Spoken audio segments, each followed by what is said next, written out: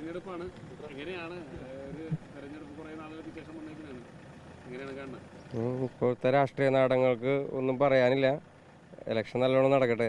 എനിക്ക് വേറെ പറയാനുണ്ട്, ഞാനിപ്പോൾ പ്രശ്നത്തിലാവണില്ല കുറച്ച് കാലത്തേക്ക്. നടക്കുന്നത് ഒരു രാഷ്ട്രീയ നാടകമാണെന്ന് തന്നെയാണോ തോന്നുന്നത്? ഉറപ്പായിട്ടും വലിയ രാഷ്ട്രീയ നാടകങ്ങൾ അതിൻ്റെ ഉള്ളിൽ നടക്കുന്നുണ്ട്. ഞാൻ കൃത്യമായിട്ട് കാര്യങ്ങളൊന്നും പറയുന്നില്ല. എനിക്കിനി വയ്യ കുറച്ച് ദിവസം അടി വാങ്ങാൻ, കുറച്ച് ദിവസം കഴിയട്ടെ. എന്താണ് കാണുന്നത് രാഷ്ട്രീയ? ഇല്ലില്ല, ഞാൻ പിന്നെ പറയാതെ.